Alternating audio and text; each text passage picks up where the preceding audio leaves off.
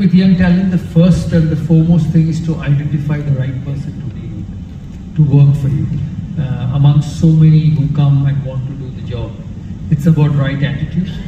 It's about whoever you are. It's about blending into a team atmosphere. It's about finding out what matters to him, whether it's the team or individual, and how he sees success.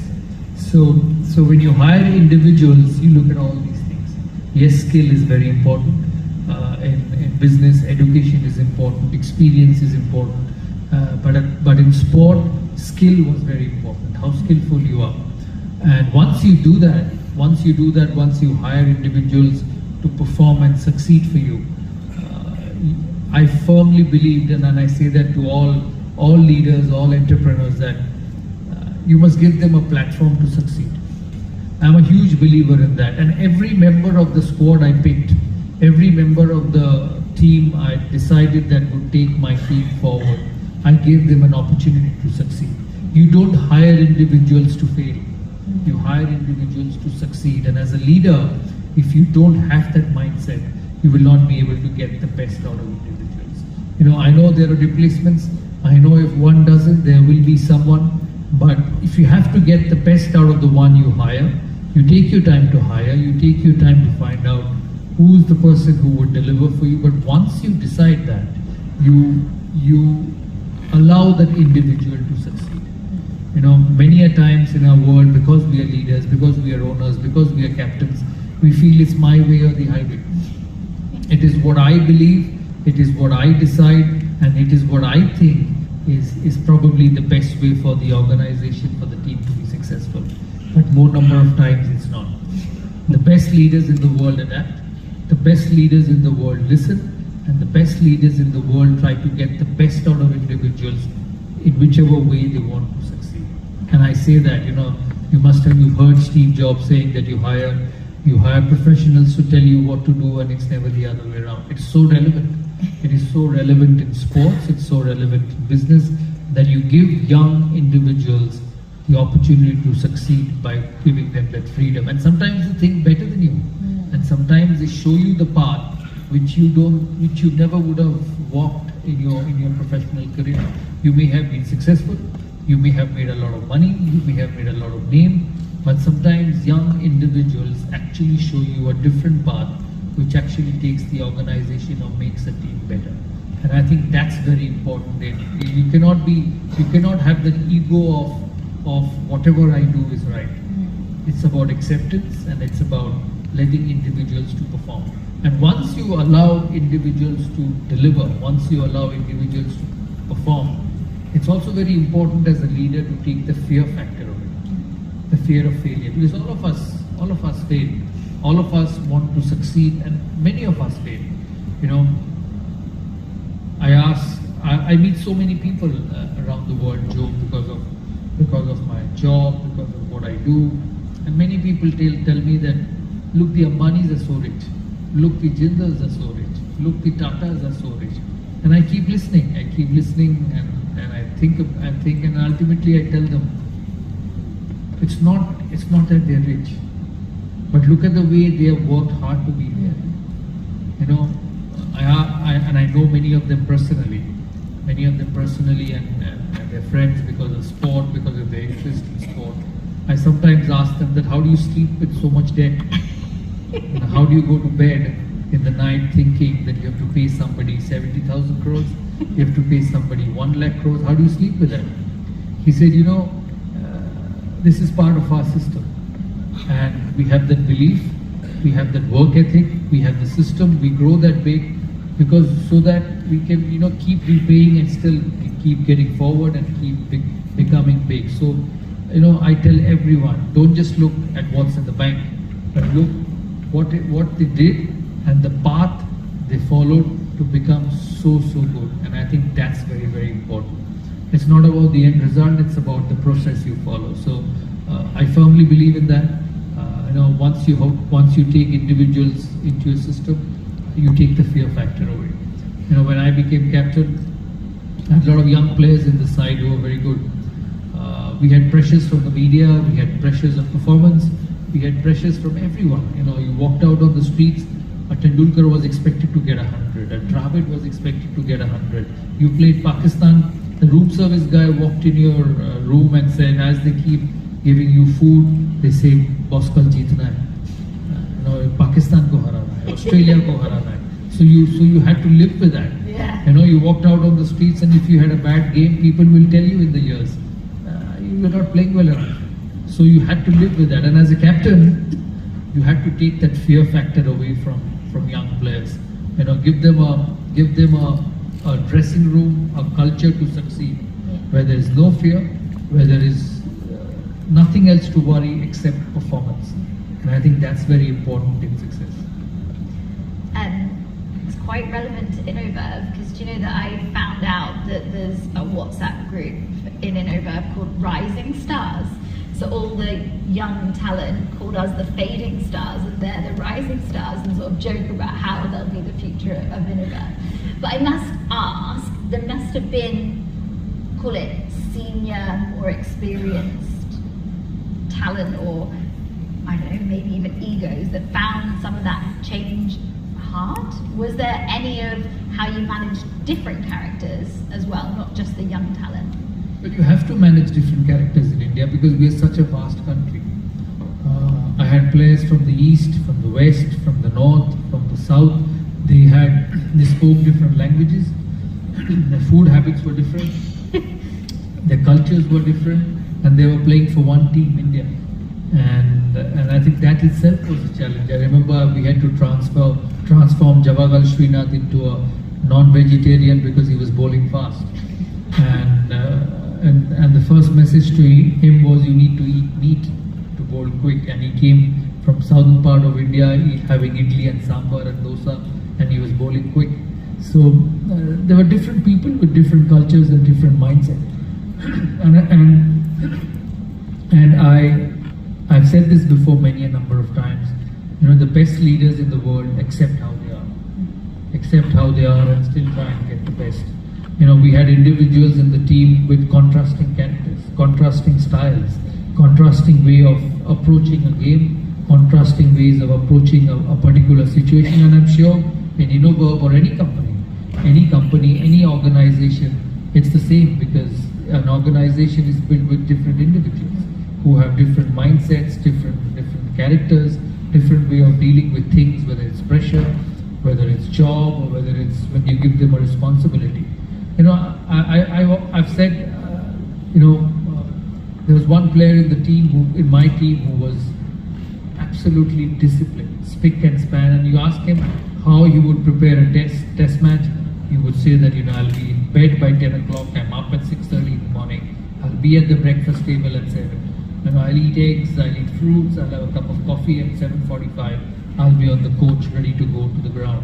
And if you followed him, his disciplines the day before the game, the morning of the game, he would exactly stick to that. You enter dressing rooms, and you see individual corners of the dressing room. There's one where the shoes, the pads are in perfect position, and there is another where the pads lying on the ground, the gloves is there, one shoe is this side, one shoe is that side. But the challenge was, to let them perform the way they wanted to. And as a leader, it's important to understand that they may have different habits, they may have different way of approaching a game, but at the end of the day, they gave you results. And as I said, there was one who was up and ready, spick and span, up for the game, and there are someone who, when you get past their room, you knock on the door and say, are you up? You have a test match to play, you have a 50-over game to play. But when that same person went onto the park and performed, he was as good as anybody in the world. So it is very important as a leader that you deal with different people differently. As you rightly said, there were senior people, you dealt with egos. Now, I was captain of a team where there were some stalwarts who could have been easily captain before I was, whether it was a Dravid, whether it was a Kumble, whether it was a Lakshman or a Sehwag. Tendulkar was there, probably he was senior to all of us, and they were all good enough to be captain of India, and I was there leading them for a long period of time. So I had to work with them differently. And the most important thing I did was, I made them believe that maybe I'm captain, Maybe I have the word captain next to me, but they are the leaders of this unit. It's about getting them together and making them feel that you may not be captain, but you're still the leader in the group. And I listen to what you say, I implement what you say, and it's about making them feel a part, not letting them go, not making them feel that probably you'll take my place in the future, but that's ultimately going to happen. Your place is going to go at some stage to someone, whether it's 5 years, 10 years, 15 years. The inevitable is somebody will take your place. You need to understand that. You need to put that in your mind, that in spite of knowing what is inevitable, you still have to find a way to be the best. And the reason I succeeded so much, and the reason I worked well with them, worked with all the senior players well, because they were individually leaders in my group. They knew that in this squad, in this environment, if I say something, that will happen. And I think that's very important. I love the way you kept directing Partha. He may be the CEO and you may be reporting to him, but if he's making a mistake, you have the right to tell him that this is the right way to do. And I think that's a very healthy atmosphere in any group of people who you work with. It's about accepting, it's about sharing, and it's about making everyone believe that you are as important to this team, whether you're a 100 test match old, whether you're a 10 test match old, or whether you're just making a debut or starting to play for the country. I believed in that system. I believed in approaching that way, where everyone's important. You know, I played in a generation where players like Yuvraj and Kev at number 6 and number 7 were superstars. You know, and the reason was, in 50 over cricket, they would not get to play 100 balls like a Ganguly or a Dravid would do or a Tendulkar would do, because we batted at the top of the order. Many a number of times, they came at number 6, number 7 when it was 6 overs to go, 10 balls to go, 15 balls to go, and they don't have the opportunity of scoring centuries. They don't have the opportunity of scoring big runs. But in an environment, as a leader, if they got a 15 of 4 deliveries, if they got a 25 of 10 deliveries, you made them believe and you made them understand that you've done a very important job for the team. Because you did with the best with whatever opportunity you got. Because very easily, when young people, young entrepreneurs don't get opportunities to do the big things, they lose faith, they lose confidence, and they believe that this is my role, it's a very small role, I'm not that important to the company, you know, probably somebody else will come. If ever I would get an opportunity to do a bigger role. But I think as a leader, it's about identifying individuals' contribution to a unit, however big and small that it is. Because in a team sport, you never win on your own. You win when everyone plays a role.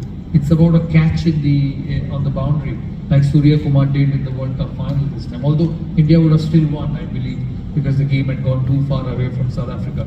But what I liked the most was the importance given to that brilliance on the last over of a World Cup final. And I think good teams, good leaders, successful units look into those small bits and pieces in their journey to success. It's not the bigger things. It's not about the one who gets the hundreds, but it's also about the one who gets the 10s, the 15s. There may be someone who you ask to bowl in the middle of a game which is going away from you, and he picks you a wicket, and then he doesn't bowl for a period of time, and bigger boys come in and take wickets. But it's important to acknowledge his contribution, the difference he has made in that small period of time. And I think that's very important in transformation, in success, in building confidence in youth. You know, something MS Dhoni said to me one day, and I wasn't captain of India, and I had finished playing for India. Anyway, he's such a successful white ball captain for India. And I asked him, MS, what do you look in individuals? Because you've been such a good captain, you lead teams, you've led for a long period of time. What do you look when you talk to individuals, when you want to pick individuals? He said something which is so relevant and so pertinent. He said, I look at that confident one. I don't look at that most successful one all the time, but I look at the one who is the most confident one, because I know under pressure he will stand up and succeed. And I think that's very important when you judge talent and when you allow the talent to express and become good. It's not just about the talented ones, it's also about the ones which have a lot of confidence on themselves to perform at the big stage. But it can't always be positive, right? So It is never positive all the time. there must have been setbacks, if you like. What's one of those incidents? There are more setbacks than successes in life. You know, you look at Messi. It took him an entire career to win a World Cup. Yes. You know, a player of his greatness won the World Cup in Qatar, which is probably going to be his last football World Cup at the age of 37. And you know, he's picked a football with so much talent and so much ability from the age of 10. You know, he's gone through every levels. He's played for the best clubs in the world. He's been compared and talked about greatness, but it took him an entire career to win a football World Cup. So there are more failures than successes in life. You know, I say the great Sachin played 700 games for India, but I think 600 games for India, and he's got 100 international hundreds. So the remaining 500 has not been what he wanted. And I say that to everyone, that in your professional life, you will see more bad days than the good ones. And you have to live with that because that's the norm. But when you see that good day, you make it so good that you remember it for the rest of your life. You look at the Indian team. In the month of October, they played a 50 over World Cup here. They were outstanding. They lost the final. And I could see faces with tears as they left that ground in Ahmedabad, that final. I was there watching the World Cup final. We walked out of that stadium with tears. And 6 months later, the same bunch of boys, the same coach, the same captain wins the World Cup in the West Indies. So, it's not about failures all the time. Failures will not last forever. It's not about successes all the time, because successes also will not last forever. So it's about the journey. It's about the journey in life which you need to go through, where you will have more failures than success. And you need to go through that system. It's an experience. It's something which teaches you a lot of things, but it's something which makes you understand that, you know, when you have a long career, you'll have more failures than successes. It's like a boxer in the boxing ring. You know, you have to learn how to keep getting up when you get hit. Yeah. You know, you get punched, you're on the floor, but you've got to be back on that feet for the final knockout punch. If you're not back on the feet, then you'll never be successful. The best in the business learn how to put the failures behind. It's about waking up the next morning, because nobody will succeed forever, all the time, every time. It is not possible. It is not going to happen. It has not happened to anyone. It will not happen to you also. So you have to learn to take the good with the bad, and more bad than the good. So can I ask you a personal incident, the Greg Chappell scenario, going from captaincy? Everybody's laughing. I know, I hope I pronounced it right. And you know, you went from captain to outside of the team. How did you cope with that? I went from leading 1 billion people to a Ranji Trophy game in a span of 2 months with 3 men and a dog watching. So I have seen that drop, and in 3 months' time, I was back again with 60,000 people watching me.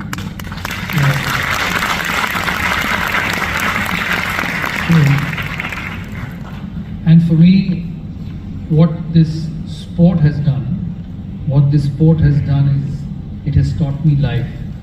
You know, I don't get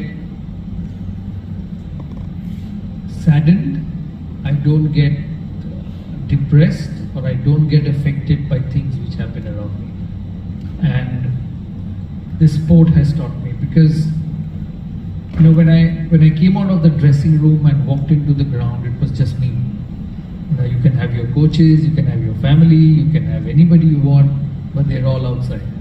You know, when that 90 miles an hour delivery comes from a Shoaib or a Brett Lee or a Waqar Younis, it's you who has to deal with it. Nobody else can do it. And I think You play for a short bit, by the time you finish cricket sporting career, you're 40. You've got a whole life to lead after that.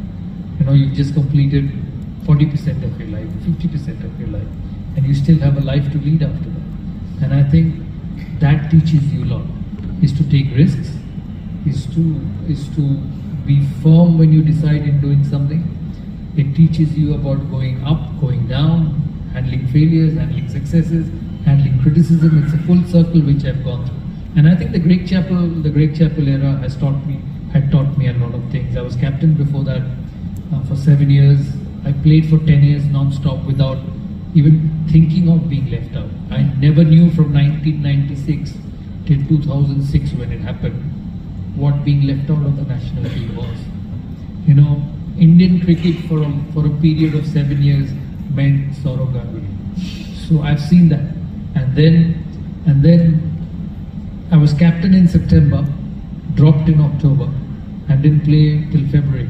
And nobody thought whether I'll play again. My dad was alive then, and I used to sit with him on a Sunday morning for breakfast, and every time India would play well, he would tell me, I don't think you'll get picked again. I said, and I used to just listen. Again, India would win another series, and he would come to me in the morning and say, it's only getting tougher for you. I said, yes, that's what it is, but let's see whether I can get an opportunity again or not. So the Great Chapel incident made me a lot stronger, made me lot mentally tougher, and most importantly, a lot of faith in my life. And I say this to every professional because there are a lot of successful people in this room, and there'll be a lot of successful careers outside this room as well. When you get to a stage where I went, when I led a team for such a long period of time, I've rubbed few people on the wrong side. I had to take decisions, which meant having someone, leaving someone, because we could only select 15 out of the millions who would play. So I've made people sad, I've made people disappointed, I've made people angry because I've not picked them. And for the 7 years, nothing moved in Indian cricket without my decision. And you will get through a phase when, as you keep going down, people will say it's my time. You've done it for a period. You've been at the helm for a long period of time, but it's my time to take over. And with my experiences, I remember those 4 years after I played for almost 5 years after that incident for the country. I played my best. And I remember the day I finished in 2009, playing for India, and then I went on to play IPL for another 3 or 4 years. I went to the dressing room and I said that, I don't want to play anymore. Everybody retires, that's what sport is, that's what life is. I remember one of my colleagues say, why? I said, yeah, because I don't think I should be playing anymore. He said, this is the best I've seen you play in your career. The last 4 years has been the best I have seen you bat. And I say this to everyone, those 4 years, he probably has seen me the best as a batsman. But from an individual point of view, from a security point of view, from a psychological point of view, for me it was the toughest 4 years. I knew that if I don't perform, I'll be dropped.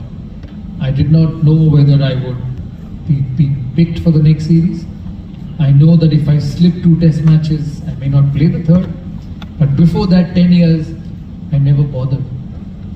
If any name was written first in the team, it was Sourav Ganguly. And then I went through that period for 4 years where I did not know that whether I would be on the next tour.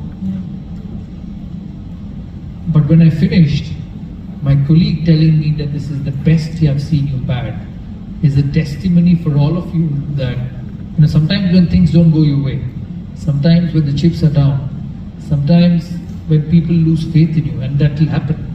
And that will happen to everyone in this room at some stage. You will get to a point where your boss, where the people who decide on you might say that young fellow is better. That young professional he has a long-term future.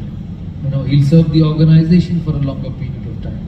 A young boy at the age of 23, the captain might feel that, he's my future, I'll give him more opportunities than a 37-year-old boy.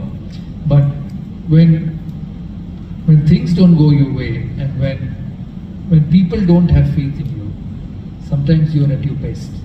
And that happened to me for 4 years. So since then, when I finished, I very rarely look for people's support.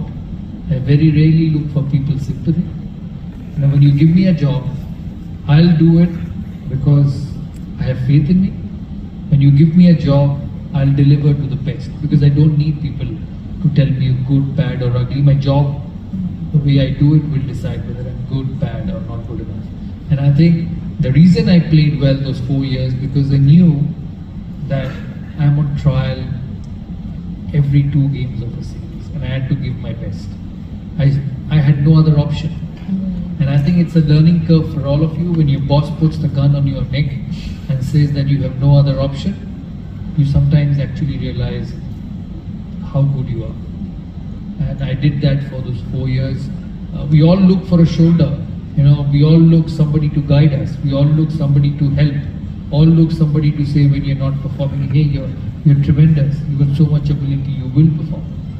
And I've seen that, and I've seen the other part as well.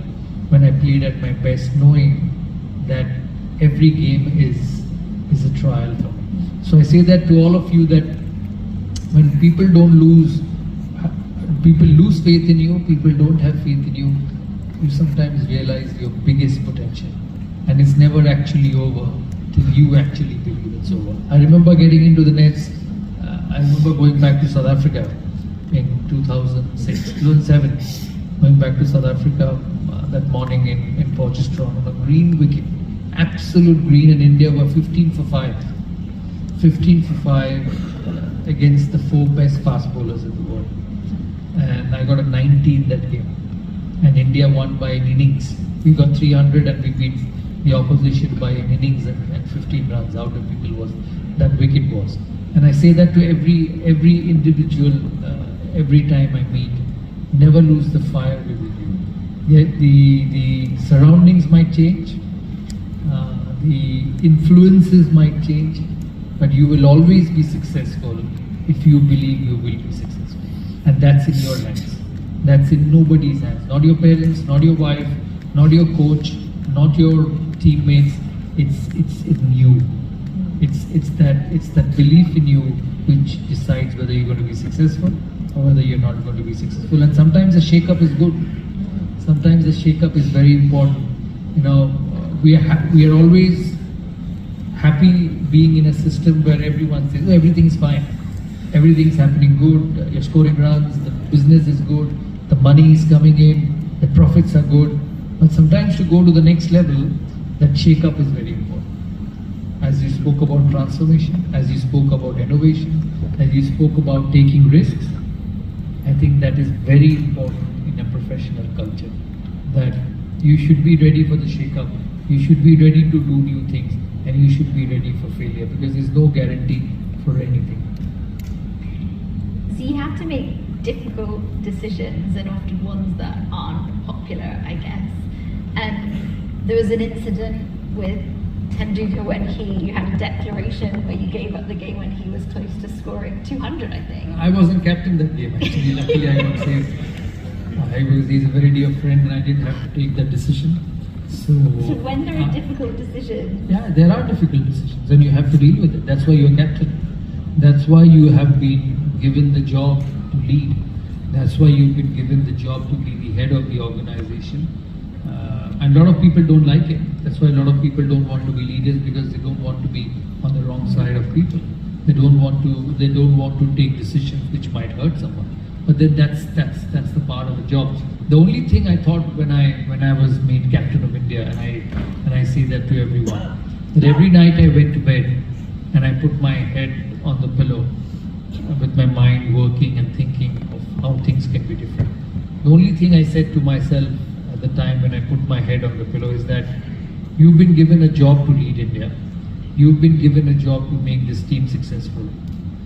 I hope in your heart you're doing what you feel is best for the team, because you've been given that responsibility. That's all what you can do. People might think differently. People might think I've been given less opportunity, more opportunity. The captain may not like me, the captain is on the other side, he might be favoring the players from his state, his zone. That will always happen. That noise around you will always remain forever in whatever organization you are, because that's human.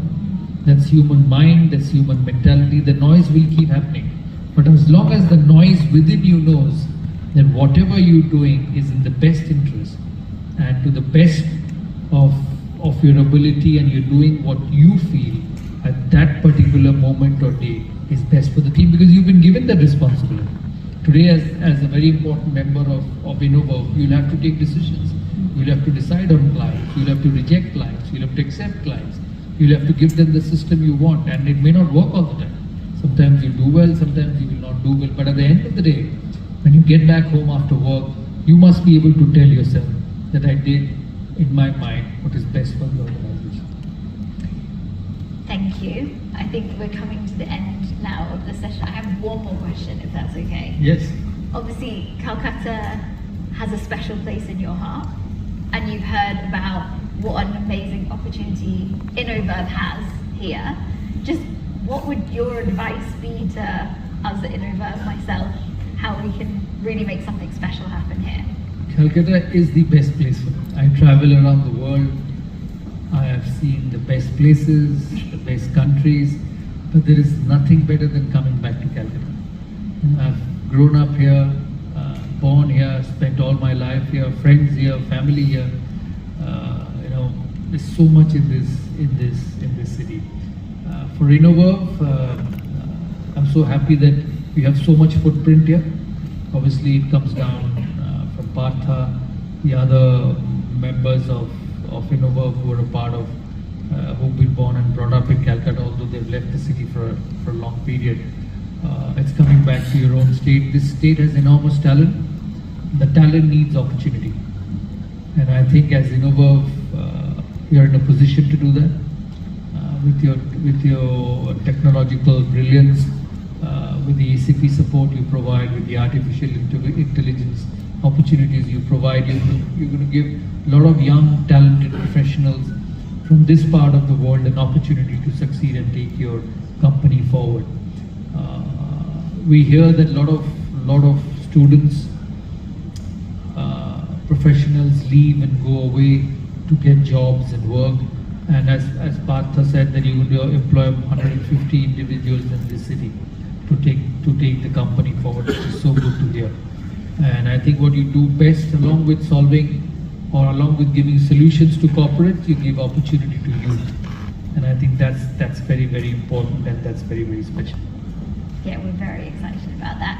So I think a big round of applause. I think thank you so much. Thank you, Joe. Thank you everyone for coming. And I was told that there would be a lot of people in the auditorium. I said on a Saturday morning, 11:30. Are you sure you're going to get so many people in the auditorium? But so good to see all of you turning up.